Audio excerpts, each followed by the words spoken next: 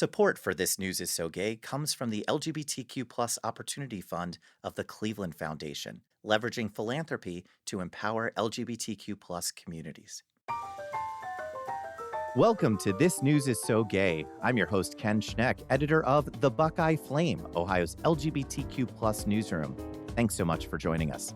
Here's what we're covering on this week's all-new episode. The Supreme Court handed down a major decision regarding conversion therapy. How bad was that decision? We're going to talk about it. Rainbow crosswalks are under attack, y'all. Where are they being torn up, and are they dangerous? There are some names out there you might not know, but you soon will in our latest round of Who the Heck Is That? And of course, queer joy. Where is our roundtable finding queer joy in the news right now? Joining us this week to answer those questions and so many more. Politics and news editor at The Advocate, where he leads national coverage at the intersection of public policy, politics, and LGBTQ lives. Welcome back to the show, Christopher Wiggins. Hey, thanks for having me back. I should say Christopher Wiggins, 2026 GLAAD Media Award winner for outstanding online or print journalism article for his profile of Delaware Congresswoman Sarah McBride. Congratulations, Christopher. Thank you. That's very kind of you to mention that. Very cool, very cool. And joining us for the first time, managing editor for the Dallas Voice and a hero of mine in this LGBTQ publishing work, Tammye Nash. Tammye, welcome to This News is So Gay. Thank you. Glad to be here. Looking forward to it. We are happy to have you here. Our LGBTQ Reporters Roundtable is now assembled, so let's dive in. Well, first, there is so much news out there, and a lot of it is kind of dreadful. So we have to start out by going back to what we used to do about a month and a half ago, asking how are our colleague LGBTQ journalists doing? Christopher, how are you doing? You know, I am still alive. I'm still able to work, but this deluge of news that's coming out of the current timeline is a bit overwhelming. I do have to admit. I think that we're all juggling so much right now with what's going on that it really is. It's good to be checking in with one another. Tammye, how are you doing? Like Christopher said, there's a lot going on. I mean, we all have work and there's something new coming at you from every direction, work-wise and news-wise. I have a great staff, a great bunch of people I work with, and that helps. And then again, we all have our personal lives too, and that adds to the hectic side of everything. So day by day, Day by day. And for today, let's take it story by story because we have so much news to jump into. We have to start with the Supreme Court's decision on conversion therapy. We had Chris Geidner from Law Dork on last week's episode, and we talked about what we thought was going to be an upcoming decision. And I would say within an hour of us clicking stop on the recording, the Supreme Court came down with their decision on conversion therapy. Christopher, you called it a, quote, stunning setback for LGBTQ young people. Tell our listeners, how bad is this decision?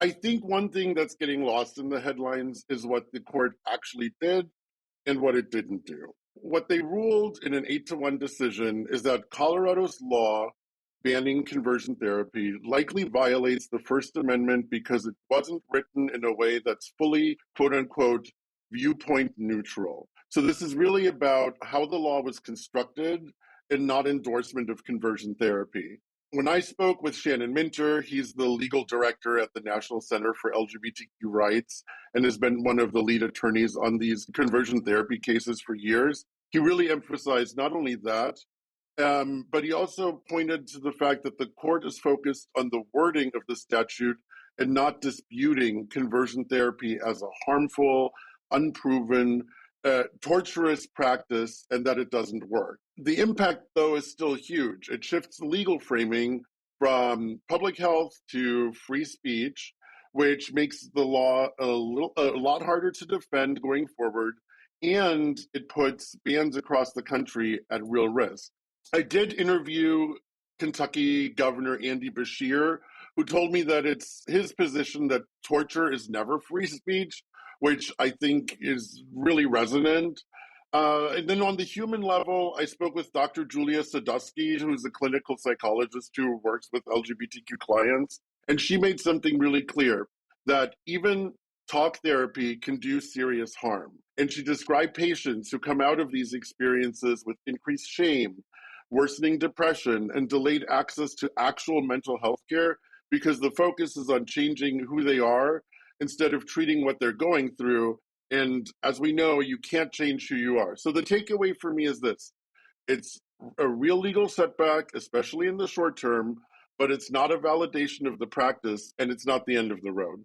How do you respond to, like, when I see headlines out there, and we just saw this last week. So the Ohio House passed basically a drag ban. It's much more nuanced than that. And it's the Ohio House. So now it has to go to the Ohio Senate and then to the governor. There's a lot of steps. And all I'm seeing out there is Ohio has a drag ban. And I feel like you must have seen the same thing around conversion therapy. How do you internalize that? Do you reach out to folks? Because there were definitely some folks where I'm like, that's not true what you just did.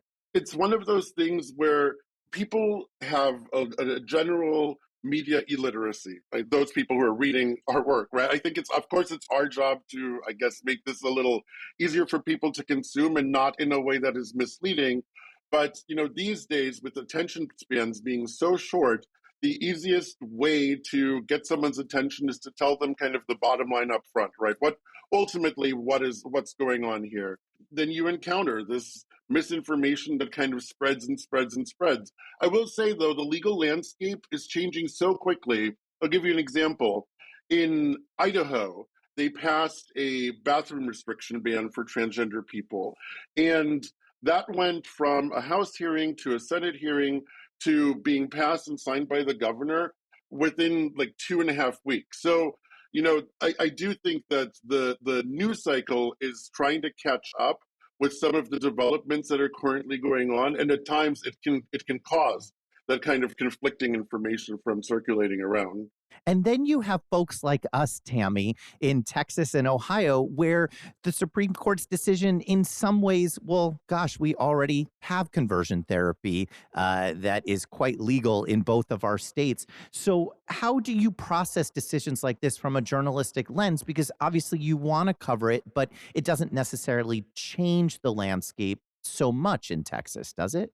We have at the state level, in terms of the office holders, it's all Republican. It's all right-wing Republican. Folks who are fighting for Trump's attention, trying to get, oh, look at me, I'm your favorite. But at the same time, for people in our community, it weighs you down.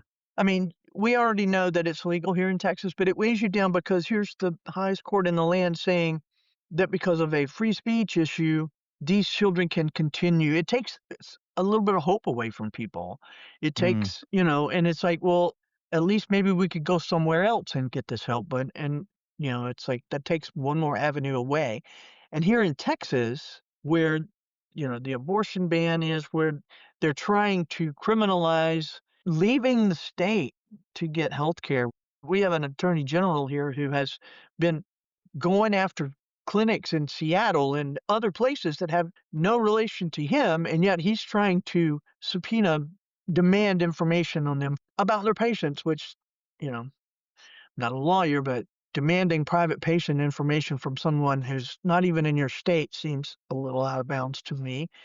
So we have that already in place, and this is just one more nail in that coffin. But one of the things, and it's the whole free speech issue that I think, I was talking to John at one of the other podcasts the other day. Oh, John Parker, friend of our show. Absolutely. I was talking with them the other day, and I felt, you know, I was angry when it happened, and I felt really bad for John, though, because he was beyond angry. I think he just was really devastated by this because it's like Christopher was saying, it's about free speech. The ruling is about free speech. But what they're saying is, in essence, even though you are supposed to be a health professional, this allows your doctor or your nurse or whoever your caregiver is to just say, oh yeah, I mean, drink a little bit of bleach and that'll clear that COVID right on up. And that's free speech and they can get away. And that's, When does free speech cross that line to being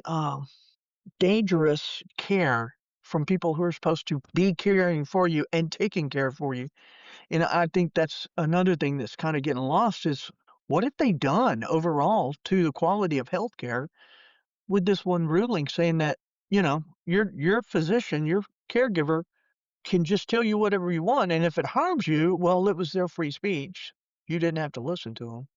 For us in Texas, it's like you said, and we don't have a ban on conversion therapy, so there was no impact there, but there's a greater impact, and there's a greater weight on just our psyche in general. It's one more attack, one more avenue where they can come after us. Well, we certainly will be keeping our eyes on this. We know that there are a lot of legal challenges mounting, so I suspect a topic for many episodes to come. Well, as Pride season is rapidly approaching, we're going to see more rainbow flags, maybe more rainbow crosswalks, except there are communities where they are being actively removed or proactively banned. Tammye, I honestly think at this point, Dallas Voice needs a rainbow crosswalks correspondent because there are so many stories about crosswalks in Texas that you need someone just devoted to this. And by the way, I will take on that position. I'll take that focus. What is going on in Texas with rainbow crosswalks? I'm going to speak primarily to Dallas. We were the one.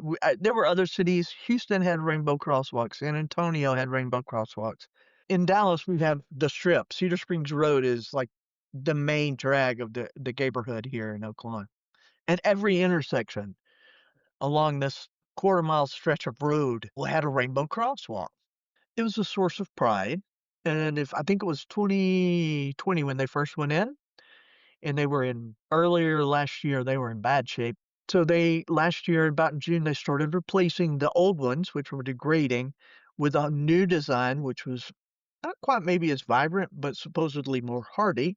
And they had barely finished it when Greg Abbott issued this edict and every non-standard crosswalk has to go. It's dangerous, causes accidents, and political ideology. It's like, dude, it's a rainbow. It's a rainbow. But it didn't just affect the rainbow. We had in between Dallas and Fort Worth, is what we call mid cities. There was a little town called Hurst or Bedford, one of them. There were crosswalks at their junior high schools that the students had painted. They had to take those up because in their zeal to not be seen as anti-gay, they just targeted everybody. So every decorative crosswalk supposedly in the state had to come up. And Dallas was the last one.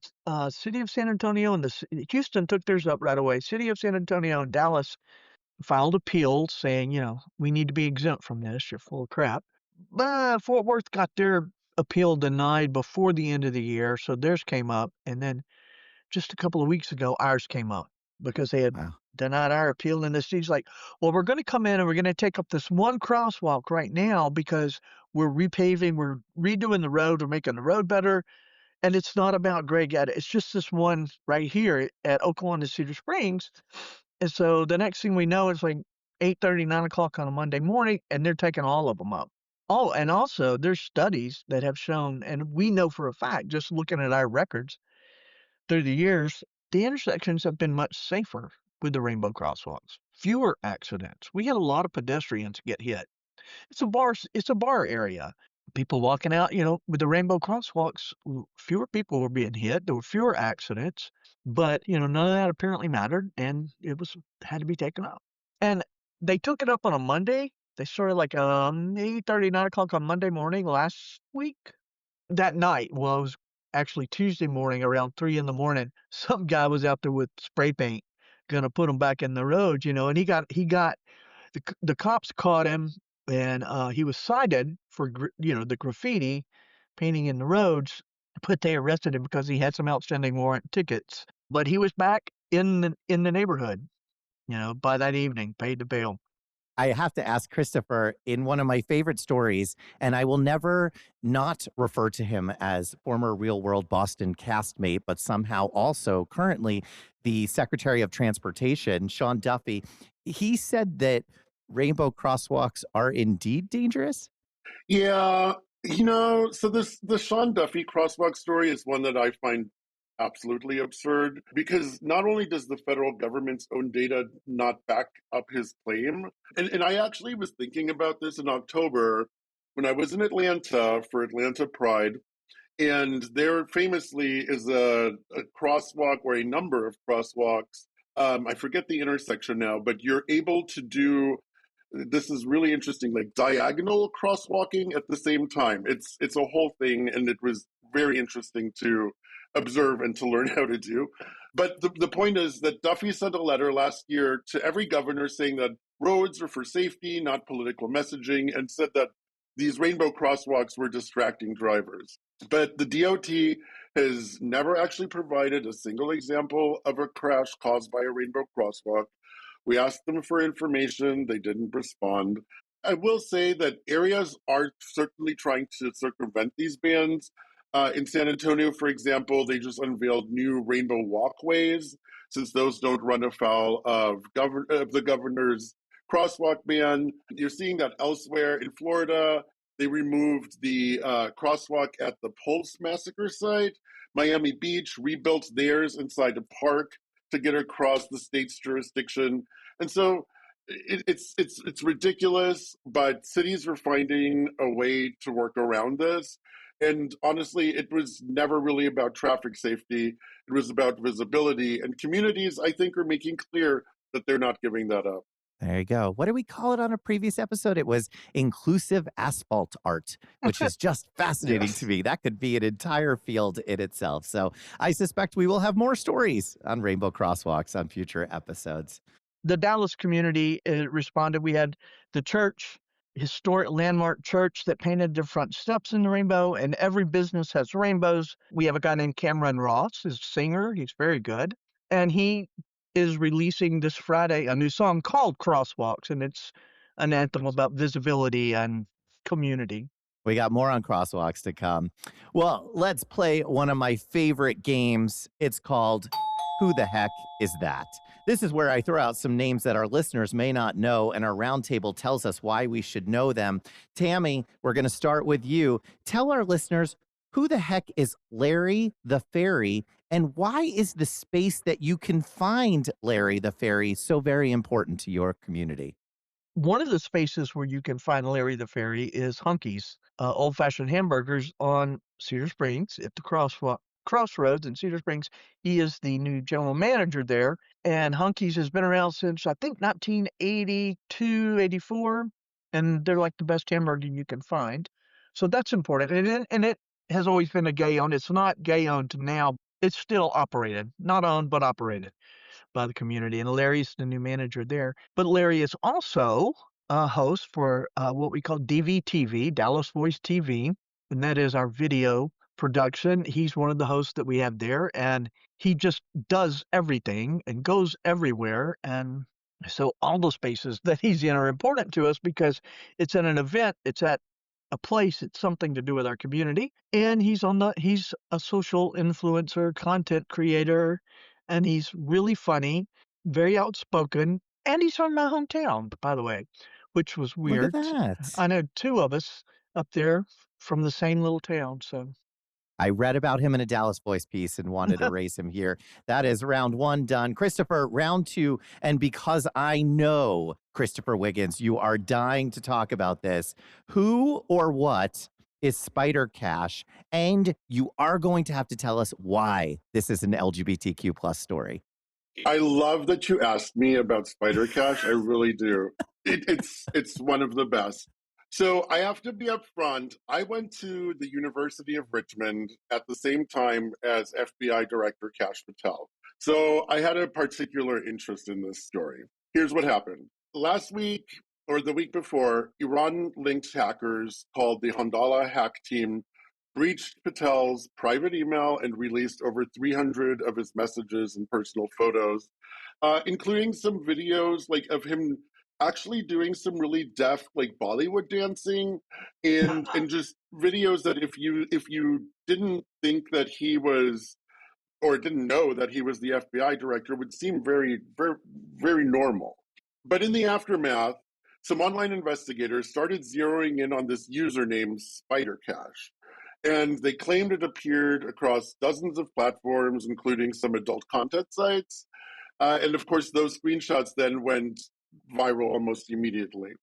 Now, when I saw this, I thought, well, that obviously has to be real because the University of Richmond's mascot is the spider. There it is. And so we haven't confirmed that the username belongs to Patel, but when I asked the FBI directly, they did not deny it.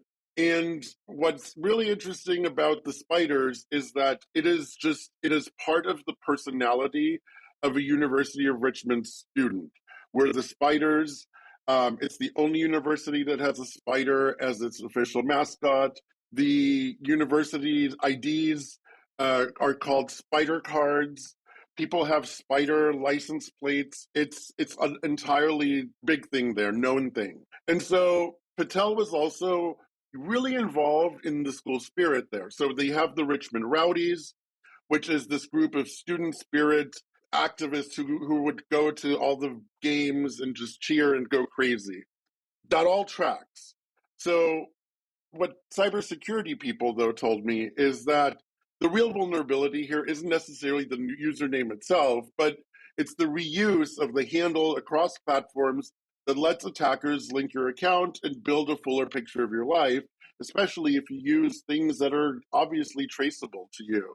They said that passwords are actually the more consequential weakness, but ultimately, the reason that this was an LGBTQ story and is serious is because Kash Patel has been firing FBI agents over pride flags that they've had at their desk. There's one case, there's a lawsuit that's working its way through now. He and Defense Secretary Pete Hegseth have been compared to the architects of the next lavender scare, or they've been connected to this new lavender scare, which I should say. And this is a man with enormous power over our community's lives. He has vulnerabilities and security. He absolutely intersects with our lives in that way. And we need to know who's protecting us. And that's what makes this an LGBTQ story. Christopher Wiggins, just so listeners know, is one of my favorite follows on social media, and your enthusiasm for this story was so apparent, and I loved seeing it. So that, my friends, is Spiderkash, and you listeners are listening to This News is So Gay. I'm your host, Ken Schneck from the Buckeye Flame. Joining me this week, Christopher Wiggins from The Advocate and Tammye Nash from The Dallas Voice. By the by, if you are not subscribed to This News is So Gay, what the heck are you waiting for? Subscribe to This News is So Gay right this very second on your favorite podcasting app so that new episodes automatically make their way to you. Well, it is time, folks. It is time for Glitter Bomb. That's where our roundtable shares stories of queer joy that they are seeing covered out there in the news. So let's set off a glitter bomb. Christopher, let's start with you. Give me a story of queer joy that we might not have seen that we need to know about. So this one is one that I really enjoyed covering, and that's the Albert Cashier Awards. This is an event I went to a week and a half ago at the Human Rights Campaign headquarters. Sparta Pride, which is an organization that represents the interests of transgender military service members and veterans, was honoring their service members and allies at this award ceremony. It's named after Albert Cashier, a transgender Civil War soldier who served in the 95th Illinois Infantry, fought in 40 battles, and lived as a man until his death in 1915. What moved me covering it was the defiance in the room. The evening opened with what was a really interesting ritual, which was the announcement that if you have a red dot on your name tag, you've said that you don't wish to be photographed. I thought that was really interesting, given that we're kind of entering this don't ask, don't tell era again with trans people who maybe aren't out yet. And then the people who were honored were extraordinary. I had the opportunity to chat with Air Force Master Sergeant Logan Ireland, who flew in from Honolulu. He and his wife, Layla, who was the MC, were there. He's a decorated intelligence agent, the lead plaintiff in federal litigation challenging the revocation of his retirement that was agreed to.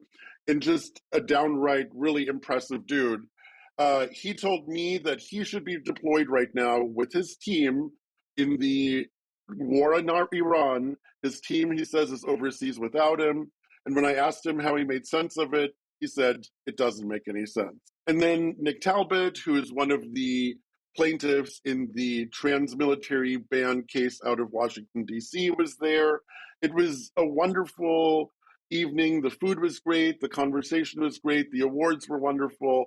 And it really was, although it is about these brave and selfless people wanting to serve their country and being denied that opportunity, it was really joyous in seeing the recognition that was in the room and just the way people were caring for each other and uplifting each other's service, even as the country that they want to serve is failing them because they don't want to accept the service that they're willing to make. And so that's my glitter bomb for today. I love it. Christopher Wiggins, yet again, reminding me that he gets gussied up way more than I do. You go to some great events. I love it. Honestly, when I Tammye think about Nash, it, give the me a first thing story that of comes queer to joy. mind I want is, a again, Texas the queer rainbows. joy story. I mean, they took our crosswalks, but the response to that, I have been just overwhelmed at the outrage on both sides over some rainbows on pavement since this all started. But when you walk down Cedar Springs now, there used to be some crosswalks that were, some of them kind of degraded and in bad shape. But now when you walk down, everywhere you look, there's rainbows. I mean, they've painted fronts of buildings. They all have flags. They've put up these banners all the way down. You know, everybody has rainbows everywhere. It's so bright. It's so beautiful. And I mean, there's a place called Roy G's. It's a little restaurant right there at the corner of what we call the Crossroads. And they literally they took slats of wood and painted them in the rainbow colors and redid the whole facade of their building with these individual slats of wood that they put up. They didn't just paint it, they created something. And another of JR's across the street, they have this laminate, I don't know what you would call it, that they put up around there. So there's a rainbow border around their building on the corner. And just everywhere you look, there's rainbows. And it's, to me, a sign of resilience. It's like, yeah, whatever. Take the rainbow and the crosswalk. You can't stop us. You're not gonna stop us. We're in the middle of Yes. a very not welcoming state, and they can't keep us down. They're not gonna dull the shine, you know? They won't let it happen. And to me, that's just the most joyous thing. Rainbow queer joy indeed. Well, finally, this past weekend was 404 Day, a national day of action to call attention to the long-standing problem of internet censorship in public libraries and public schools. I had never heard of this, and so I'm excited to amplify it. And it calls to attention that 4 of last year's 10 most challenged books had LGBTQ plus content. So what I'm going to ask our panelists for, just a really quick queer culture question. I need a summer book recommendation from you both. What should I be reading? Tammye Nash, give me a book recommendation. I need a title and an author, or even just the title, because I'll look it up. The author's name is Don Mamon, a non-binary writer. The name of the book is Different Doesn't Mean Broken, Living Courageously Outside the Binary. It's not a recent book. I think it came out in 2024, but they have been talking about it, and a local person Love. in Dallas who wrote this. So check that one out. Christopher Wiggins, give me a book. Christopher Wiggins, for listeners who can't see because, you're listening, Christopher Wiggins just looked back at his list of books behind him, a stack there. What are you choosing out of that stack? Okay, so it's not out of that stack, but I do have, and they obviously they can't see this, but I'm showing you. It's not a queer book per se, but it's called The Double-Blind Guide to Psychedelics. It's by Shelby Hartman and Madison Margolin. And the reason is I don't think this is out yet, but it will be out shortly. The reason that I'm reading this is because I'm working on a story about a certain medication that is being used to treat people with depression. And it's very interesting, and that's something to look forward to in the summer. But this is the book that I'm currently reading, and I think it is very interesting, and you should take a look. Amazing. All right, we're going to check those out. We certainly want to close out by hearing what you both are working on. So you got that story coming up, Christopher Wiggins, and how much else do you have coming up? You can't list it all, Christopher. This show just isn't that long, but what do you got coming up that you're excited about? So I am really excited about a story that's going to be going up on advocate.com about two Republican congressmen in Georgia who've dressed in drag. There it is. And so that's something to look forward to. We're going to I'll look give you forward two. to There, that. one of them, Okay. that Tammye Nash, seems what's coming up my at Dallas Voice staff that reporter, you are senior excited staff reporter about? is working on is apparently the Dallas Police Department has eliminated the LGBTQ liaison officer position. It's the only liaison officer position to be eliminated. Still have the person, they're still in community, but we're working on that. But the other one, this could go under Queer Joy too. Vivian Armstrong and Louise Young are celebrating their 55th anniversary together. I'm not sure the exact date, but it's like coming up in the next week or so. And Vivian worked for visiting nurses, and Louise was huge in what was it, the Texas Instruments, that whole whatever they call themselves now. She was the one that was there that got a lot of the benefits started for the LGBTQ employees, the employee resource group there. They have been tremendous political activists here, and they're celebrating an anniversary, and I think that's fabulous. 55 years. Let's celebrate love wherever, whenever we can. Well, that, my friends, is all the time that we have for this week's episode. I want to thank our roundtable. Christopher Wiggins, what heroic work you are doing there at The Advocate. Thank you, thank you. Thank you, thank you, thank you, thank you, thank you. And Tammye Nash, what a treat to finally have you on the show. I love Dallas Voice. Thank you for everything you're doing there. Well, thank you for inviting me to be on. I appreciate it. I'm Ken Schneck, editor of the Buckeye Flame. And if you liked this episode of This News is So Gay, please share it with a friend. Subscribe so that you do not miss out on our next episode. Send an email on over to editor@thebuckeyeflame.com. That's me, to let us know your thoughts, and rate and review us on your favorite podcasting app. This News is So Gay is a product of the Buckeye Flame, a nonprofit newsroom. Become a recurring donor today for as little as $12.50 a month. They're called Fireflies, and they truly enable programming like this from a scrappy queer newsroom like the Buckeye Flame. In the meantime, read LGBTQ plus news, share the stories of LGBTQ plus reporters, and support the work of LGBTQ plus newsrooms. Until next week, friends.